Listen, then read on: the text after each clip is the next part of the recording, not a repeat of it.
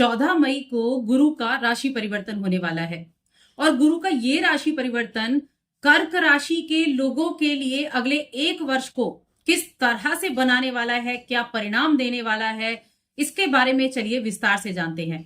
जय माता दी दोस्तों, आप सभी का स्वागत है हमारे YouTube चैनल अमृता एस्ट्रो में। और आज की इस वीडियो में मैं बात करूंगी गुरु के होने वाले राशि परिवर्तन के प्रभाव के बारे में। देखिए, गुरु जो है वो एक राशि में लगभग 1 वर्ष तक रहते हैं, उसके बाद एक राशि से निकलकर दूसरी राशि में प्रवेश कर जाते हैं।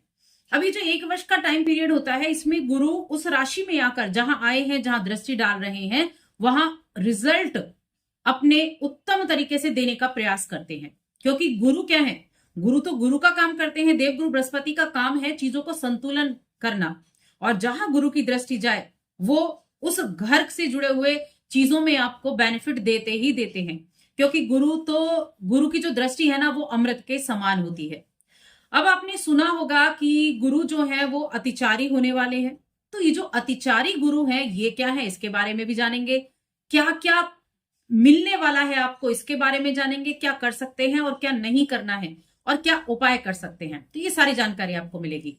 तो आगे बढ़ने से पहले छोटा सा ही निवेदन है, चैनल पर पहली बार आए हैं, अभी तक चैनल को सब्सक्राइब नहीं किया है तो नीचे लाल बटन को दबाकर सब्सक्राइब कर लें। कुंडली दिखाना चाहते हैं तो स्क्रीन पर नंबर मिल जाएगा, आप हमसे यहाँ कांटेक्ट कर सकते हैं। कर्क राशि की मैं बात कर रही हूं, जो कि चंद्रमा की राशि है, भगवान शिव की बड़ी प्रिय राशि है। अब इस राशि के लोगों के लिए गुरु बृहस्पति 11वें घर से निकलकर 12वें घर में प्रवेश करेंगे, जो मिथुन राशि है। मिथुन राशि के स्वामी बुधदेव होते हैं। ये कम्युनिकेशन को दर्शाती है राशि। ये वाणी के कारक हैं, बुधदेव संवाद के कारक हैं, इंटेलिजेंसी के कारक हैं। तो यहां गुरु बृहस्पति का आना, जो कि ज्ञान देने वाले हैं, जो कि विजडम आपके देने वाले हैं, तो ये जो एक कॉम्बिनेशन बनने वाला है ना, ये बड़ा ही एक कह सकते हैं कि बहुत अच्छा कॉम्बिनेशन है ये। वैसे तो गुरु की ये शत्रु राशि है, लेकिन जब ज्ञान और बुद्धि दोनों मिलकर काम करते हैं ना, तो काम बहुत अच्छे हो जाते हैं। 12वें घर में गुरु का आना अगले 1 वर्ष तक के लिए, और वहां से गुरु की 3 दृष्टियां कहां कहां। पहली दृष्टि आपके चौथे घर पर जाएगी, जो सुख का भाव है। अगर आप यहाँ कुंडली में देखें, 12वें घर में गुरु गोचर कर रहे हैं। पहली दृष्टि चौथे भाव पर जा रही है, दूसरी दृष्टि छठे भाव पर जा रही है, और तीसरी दृष्टि उनकी जो नवम दृष्टि है वो अष्टम भाव पर जाएगी। तो ये 3 दृष्टियां जो हैं ये बहुत ज्यादा शुभ परिणाम देने वाली हैं। वैसे तो हम 12वें घर में जब कोई प्लेनेट आता है तो कहते हैं 12वें घर में प्लेनेट आया है तो कहीं ना कहीं खर्चों को बढ़ाएगा, परेशानियां देगा, लेकिन गुरु ऐसा नहीं करने वाले हैं। गुरु का ये गोचर कर्क राशि के जातकों के लिए बहुत अच्छा साबित होने वाला है। क्या क्या मिलेगा उसके बारे में जानते हैं। सबसे पहली चीज है कि जो गुरु की दृष्टियां हैं उनकी बात हम करते हैं। गुरु की दृष्टि चौथे घर पर जा रही है। चौथे घर पर गुरु की दृष्टि का जाना आपके सुखों को बढ़ाने वाला रहेगा। चौथे भाव पर दृष्टि, जो सुख का भाव है, लेकिन वहां थोड़ी सी सावधानियां भी रखनी होंगी। सावधानियां इसलिए क्योंकि ये तुला राशि है, शुक्र की राशि है, गुरु के शत्रु की राशि है, तो सुख तो बढ़ेगा, सावधानी पूर्वक काम करना है। वो सावधानियां क्या है? सबसे पहली चीज है, अगर आप कुंडली देखें तो देखिए, आपकी कुंडली के हिसाब से देखा जाए तो आप अपने घर के वातावरण को ठीक करने का पूरा प्रयास करेंगे। कोई बाहर का व्यक्ति आपके घर के वातावरण को खराब ना करे, इस चीज का ध्यान रखें।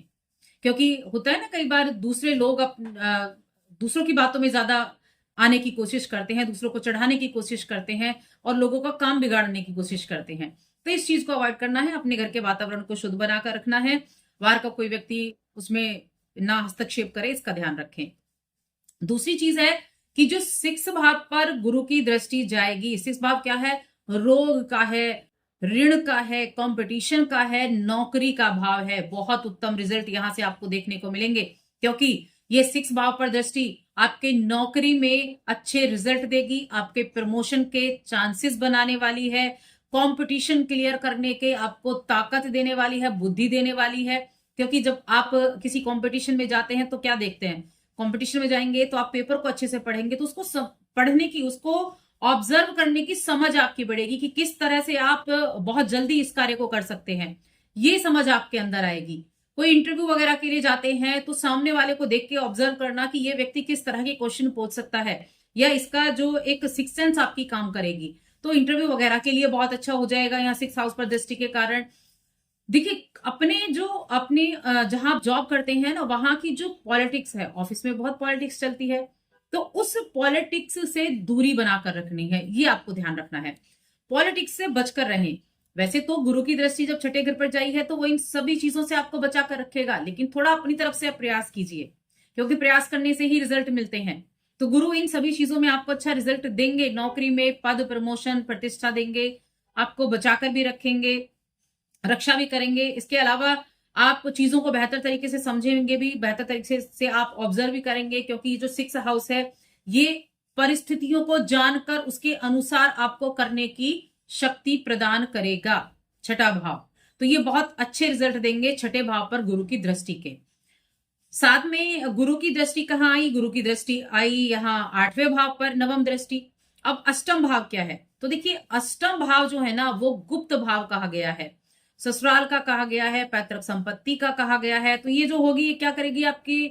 आपकी जो सोचने समझने की शक्ति है ना उसमें बढ़ोतरी होती हुई दिखाई देगी आपको। जो अष्टम भाव पर दृष्टि जाएगी गुरु की, सोचने समझने की दृष्टि आपकी अच्छी होगी। साथ में देखिए आपका व्यवहार बेहद अच्छा रहेगा, आपके माता पिता के साथ आपके रिश्ते बहुत अच्छे होंगे, आपके माता पिता का आप मान सम्मान भी करेंगे, उनके मान सम्मान को बढ़ाने का कार्य आप करेंगे, क्योंकि ये दृष्टि बहुत अच्छे कार्य करेगी। साथ में जो 12वें भाव में गुरु का गोचर है, 12वां भाव खर्चे का है, लेकिन आपके खर्चे संतुलित होने वाले हैं। अगर कोई खर्चे आपके होंगे तो वो धर्म से जुड़े हुए बहुत इंपॉर्टेंट चीजों पर, जरूरी चीजों पर होंगे, तो खर्चों को संतुलित करने का कार्य करेगा यहाँ पर गुरु बृहस्पति। यात्राएं आपकी कराएंगे गुरु, यात्राएं लाभ देने वाली होंगी, यात्राएं अच्छी होंगी। विदेश जाना चाहते हैं तो विदेश जाने के योग आपके लिए बनेंगे, वहां जो रुकावटें आ रही थी वो रुकावटें आपकी दूर होंगी। साथ में आप निवेश करने के बारे में भी सोचेंगे, क्योंकि इन्वेस्टमेंट का भाव भी होता है।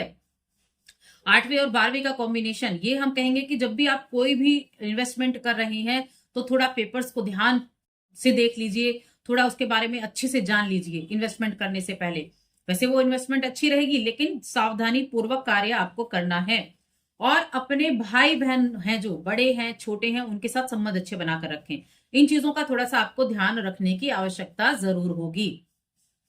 इसके अलावा क्या है, देखिए गुरु बृहस्पति हैं जो आपके कुंडली में आपके नवम भाव के स्वामी हैं, और साथ में आपके छठे घर के स्वामी भी हैं। छठे पर तो दृष्टि जा रही है, लेकिन फिर भी ये आपको आपके माता पिता के साथ अटैचमेंट कराते हुए दिखाई देंगे। कोई ट्रांसफर वगैरह के योग भी बनते हुए दिखाई दे रहे हैं। कुछ धार्मिक यात्राएं भी आपके लिए इस समय अवधि में हो सकती हैं।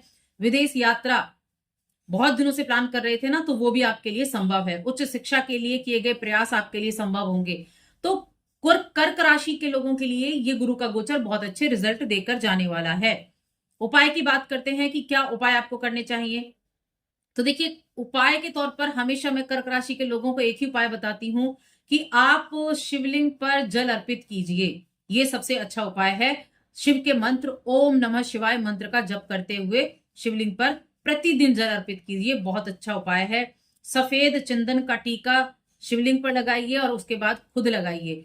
हो सके तो जल में थोड़ा सा केसर डाल लीजिए, तब आप शिवलिंग पर जल दें। लेकिन ये उपाय आपके लिए सर्वोपरि है। जितना अधिक मंदिर के दर्शन करेंगे उतने अच्छे आपको रिजल्ट भी देखने को मिलने वाले हैं। तो कर्क राशि के जातकों के लिए बहुत अच्छा ये समय रहेगा। और यहाँ देखिए अतिचारी गुरु जो थे, अतिचारी की हमने बात नहीं की। अतिचारी गुरु का मतलब है कि एक तो टाइम होता है कि एक साल में गुरु राशि बदलते हैं, लेकिन इस वर्ष क्या होगा, 18 अक्टूबर को, यानी कि 5 महीने में ही गुरु राशि बदलकर कर्क राशि आपकी राशि में प्रवेश कर जाएंगे। 18 अक्टूबर से 5 दिसंबर तक ये आपकी राशि में रहेंगे, और तब आपका धर्म त्रिकोण एक्टिव होगा। आपका 5वां भाव, 7वां भाव और आपका 9वां भाव। अब ये जो टाइम पीरियड होगा ना, ये आपके लिए संतान प्राप्ति के योग बनाएगा, आपको यात्रा के, ट्रांसफर के योग बनाएगा। वैवाहिक जीवन को इस समय अवधि में आप सुखमय बना सकते हैं। यहाँ वैवाहिक जीवन आपका सुखमय रहेगा। इसके अलावा अगर ये जो बाकी का टाइम रहेगा, यहाँ वैवाहिक जीवन में आपको ध्यान देना है। उनके साथ किसी तरह की तनातनी हो सकती है, संबंध कह सकते हैं ना कि बात का, एक दूसरे की बातों को महत्व ना देना, ये चीजें हो सकती हैं। तो एक नेगेटिव जो चीजें हैं वो यही है कि वैवाहिक जीवन पर आपको ध्यान देना है। वैवाहिक जीवन अच्छा नहीं रहेगा, कमजोर रह सकता है वैवाहिक जीवन। और कब अच्छा रहेगा? 18 अक्टूबर से 5 दिसंबर तक बहुत अच्छा वैवाहिक जीवन आपका रहने वाला है उस टाइम पीरियड में। तो ये जो एक तेज गति थी, इसको बोलते हैं गुरु का तेज गति से चलना, इसको बोला जाता है अतिचारी होना। और लगभग अगले 8 वर्षों तक गुरु अतिचारी रहने वाले हैं। लेकिन ये गुरु का गोचर इस 1 वर्ष तक आपको ये सब कुछ देकर जाने वाला है। तो बस आज की इस वीडियो में इतना ही। वीडियो कैसी लगी हमें कमेंट करके जरूर बताएं। जय माता दी।